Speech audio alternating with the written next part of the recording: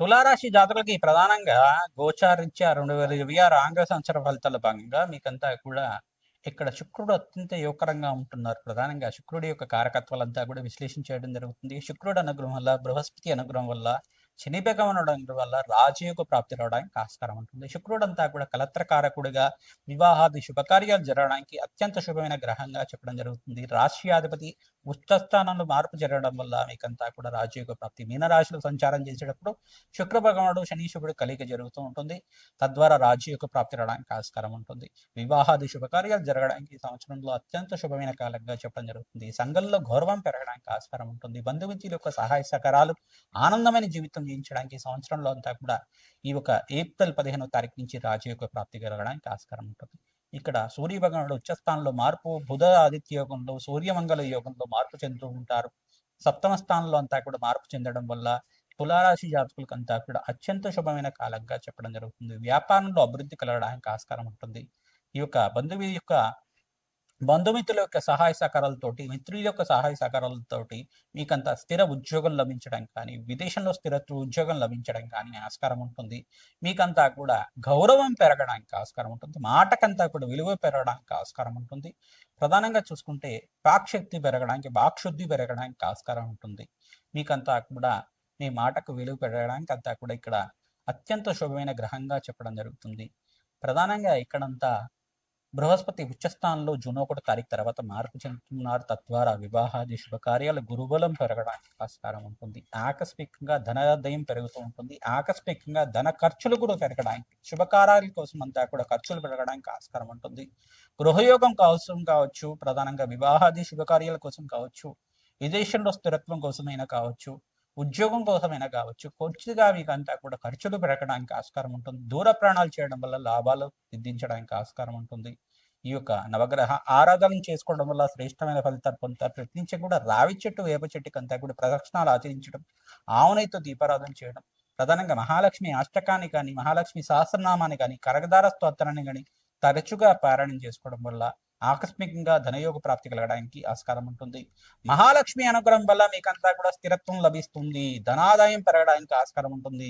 వృత్తిలో, వ్యాపారంలో లాభాలు సిద్ధించడానికి ఆస్కారం ఉంటుంది. ప్రధానంగా మీరంతా కూడా మీ జన్మ జాతకమే ప్రధానమైన జాతకంగా ఉంటుంది. జాతకరీత్యా దోషాలకంతా కూడా పరిష్కారం ఆచరించండి. మీరంతా కూడా ఈ సంవత్సరం అంతా కూడా రాజయోగ ప్రాప్తి కలగడానికి ఆస్కారం ఉంటుంది.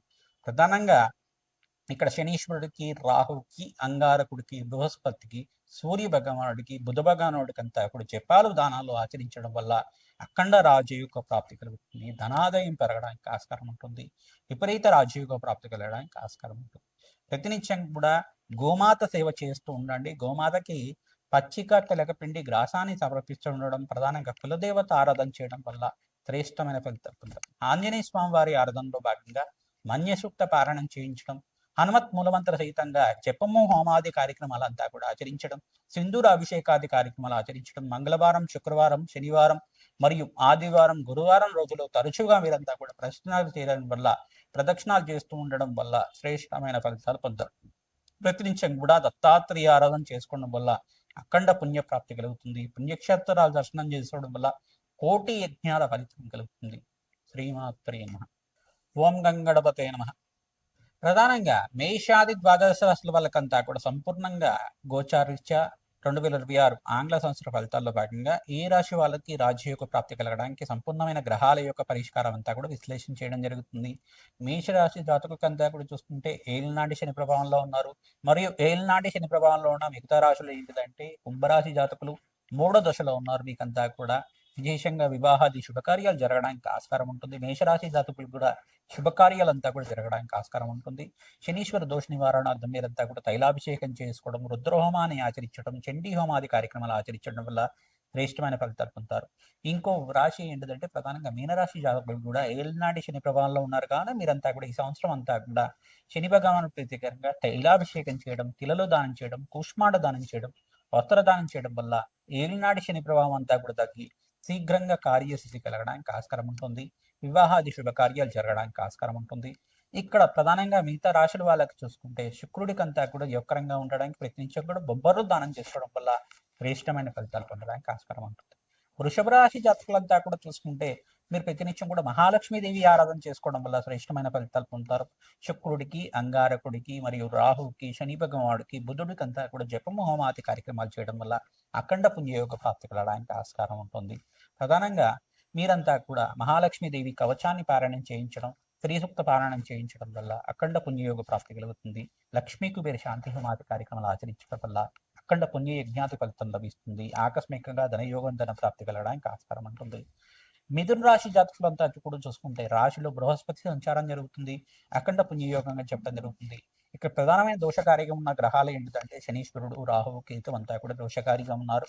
శనీశ్వరుడు, రాహు, కేతు మరియు సూర్య భగవానుడికి ఇక్కడ బృహస్పతికి అంతా కూడా జపము హోమాది కార్యక్రమాలు ఆచరించుకోవడం, పసుపు రంగు వస్త్రాన్ని అంతా కూడా దానం చేయడం వల్ల శ్రేష్టమైన ఫలితాలు పొందడానికి ఆస్కారం ఉంటుంది. నవగ్రహాలకు అభిషేకం చేయించడం, పరమేశ్వరుడికి అంతా కూడా అభిషేకాది కార్యక్రమాలు చేయడం, చెరుకు రసంతో, ద్రాక్ష రసంతో, పసుపుతోటి మరియు అభిషేకాది కార్యక్రమాలు ఆచరించడం, శివపార్వతులు కళ్యాణం చేసిన వాళ్ళకి శీఘ్రంగా కళ్యాణ యోగ ప్రాప్తి కలగడానికి, మిథున రాశి జాతకులకంతా కూడా ఈ యొక్క సీతారాముల కళ్యాణం ఆచరించడం వాళ్ళకి శీఘ్రంగా కళ్యాణ యోగ ప్రాప్తి కలగడానికి ఆస్కారం ఉంటుంది.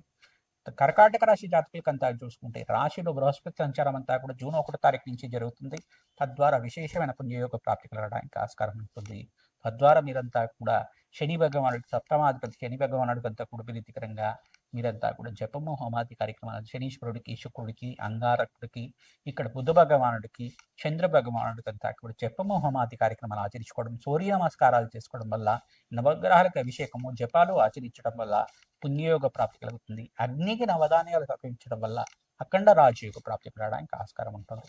సింహరాశి జాతకులకంతా కూడా చూసుకుంటే ఇక్కడ ఏకాదశ స్థానంలో బృహస్పతి సంచారం జరుగుతుంది. శుక్రుడంతా కూడా మీనరాశిలో సంచారం చేయడం వల్ల పుణ్యయోగ ప్రాప్తి కలుగుతుంది. అష్టమ స్థానంలో ఈ యొక్క శుక్రుడంతా కూడా మిత్రగ్రహంతో కలయిక అంతా కూడా రాజయోగ ప్రాప్తి కలుగుతుంది. శనీశ్వరుడంతా కూడా అష్టమ స్థానంలో దోషకారిగా ఉన్నారు కావున శని భగవానుడి ప్రీతికరంగా తైలాభిషేకం చేయించడం, మీరంతా కూడా నలము దానం చేయడం, శుక్రుడికి, అంగారకుడికి మరియు సూర్య భగవానుడికి, బుధుడికి మరియు రాహువుకంతా కూడా జపము హోమాది కార్యక్రమాలు ఆచరించడం, శని భగవానుడికి అంతా కూడా తైలాభిషేకం చేయించి నలము దానం చేయడం వల్ల విశేషంగా పుణ్యప్రాప్తి కలుగుతుంది. వివాహాది శుభకార్యాలు జరగడానికి ఆస్కారం ఉంటుంది. వ్యాపారంలో అభివృద్ధి కలగడానికి ఆస్కారం ఉంటుంది.